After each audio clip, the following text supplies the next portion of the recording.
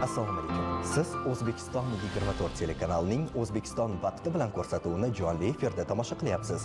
Bugun 25-mart, haftaning seshanba kuni. Assalomu alaykum. Biz jonli efirdamiz va doimgidek bizni dasturimiz orqali siz bir-biridan qiziqarli va foydali bo'lgan lavhalarni tomosha qilishingiz mumkin. O'lkamizda yasharish va yangilanish fasli bahor.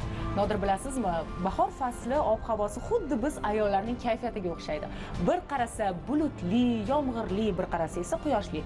Lekin qanday ob-havo bo'lishidan qat'iy nazar, biz insonlar aynan bahor faslida aylanishni, sayr qilishni juda ham xush ko'ramiz. Albatta.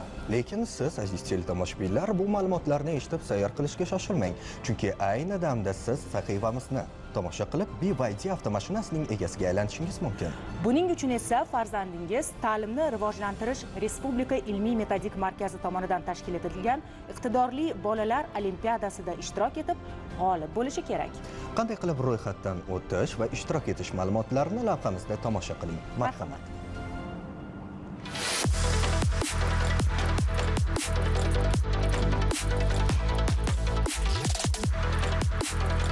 BYD Chazor. Ushbu avtomashinaga maktab yoshidagi o'quvchilar o'z bilimi orqali ega chiqishi mumkin desam, ishonasizmi?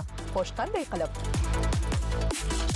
Ta'limni rivojlantirish Respublika ilmiy-metodik markazi tashabbusi bilan iqtidorli bolalar Respublika olimpiadasi tashkil etilmoqda. Respublika miqyosida ilk marotaba o'tkazilayotgan ushbu olimpiadada eng faol ishtirok etgan hamda eng ko'p o'quvchilari yuqori natijalarni qayd etgan maktab jamoasiga ushbu avtomashina taqdim etiladi. Aprel oyida start beriladigan Ibro, ya'ni iqtidorli bolalar Respublika olimpiadasida 120 mingdan ortiq yoshlar ishtirok etishi kutilmoqda. Olimpiada onlayn va offlayn ko'rinishda 3 bosqichda bo'lib o'tadi. Birinchisi demak onlayn tuman bosqichi hamda onlayn viloyat bosqichi hamda mana shu 3-chi asosiy hal qiluvchi bosqich Turin Politexnika universitetida offlayn tarzda amalga oshiriladi. Ushbu olimpiadani demak samarali hamda ko'tarinki ruhda o'tishini ta'minlash maqsadida hozirgi kunda demak har bitta hududlar bilan alohida onlayn uchrashuvlar tashkil etilmoqda. Mahallalarda targ'ibot ishlari, hokimliklarda targ'ibot ishlari amalga oshirilmoqda. Qaysi mavzularda respublika miqyosida o'quvchilar qiynalyapti yoki yaxshi o'zlashtirmagan. Buni biz aniqlash imkoniyatimiz mavjud. Taqdim qilgan test savollariga agar o'quvchilar noto'g'ri javob beradigan bo'lsa, ya'ni diagnostika qilish imkoniyati mavjud. Shuni tahlil qilish asosida tizimda o'zi platforma o'quvchilarga tavsiya beradi. Bu yil 2025-yilda 3 ta fandan test tashkil qilyapmiz. Kelgusi yillarda biz kimyo hamda biologiya fanlaridan ham testlarni tashkil qilishni rejalashtirganmiz. Fan olimpiadalari ko'p bo'lishiga qaramay, bu galgi Ibro 2025 loyihasi ulardan ancha farq qiladi. Sun'iy intellekt yordamida tashkil etilayotgan ushbu olimpiadaning savollar tuzish jarayonida tashabbuskor hamda hamkor tashkilotlar ish olib borishmoqda. Ibro 2025 olimpiada savollarini tuzish jarayonida hozir biz maxsus algoritm asosida tuzib chiqamiz. Ya'ni bunda har bir o'quvchi uchun alohida savollar tartibi belgilanadi.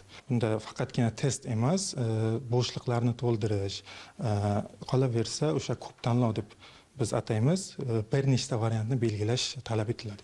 Ushbu platforma haqida qisqacha gapiradigan bo'lsak, asosiy maqsadimiz testbor.uz platformasini yaratilishidan bu barcha yoshlarga, ayniqsa maktab o'quvchilariga o'yin, ya'ni gamification yordamida ularni bilimlarini yanada kuchaytirish, shu bilan birgalikda maqsad bolalarni qiynashda emas, maqsad bolalarga bilim berishda. Shuning uchun ham ushbu maxsus platforma yaratilgan. Men o'ylashimcha, bu O'zbekistonda birinchi marta shunaqangi sun'iy intellekt yordamida yaratilgan platformada olimpiadalarni o'tkazilishi bo'ladi.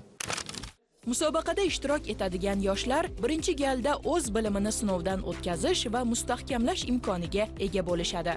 Qolaversa, ularni turli miqdordagi pul yutuqlari, boshqa qimmatbaho sovg'alar va avtomashina kabi rag'batlar ham kutib turibdi. 1 milliard so'mlik sovrin jamg'armasini tashkil qiladigan mukofot pullari masalan 2-sinfdan 9-sinfgacha o'quvchilar uchun 1 million so'mdan boshlab belgilangan. 10-11-sinf o'quvchilar uchun turli xil texnika qurilmalarni olish imkoniyati mavjud. Endi 2-sinfdan 9-sinfgacha bo'lgan top 100 ta o'quvchi ushbu qiymatdagi summalarni olish imkoniyati mavjud.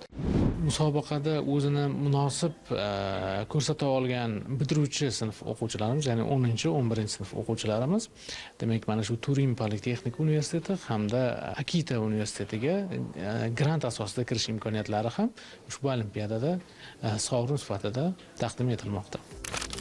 Hali mart oyi yakuniga yetganicha yo'q va bu sizda hali o'z omadingizni sinab ko'rish uchun imkon bor degani. Siz ham albatta Testbor.uz ilovasi orqali Ibro 2025 da ishtirok eting. Qatnashish mutlaqo bepul, ammo sovrinlar munosib ko'rinishda.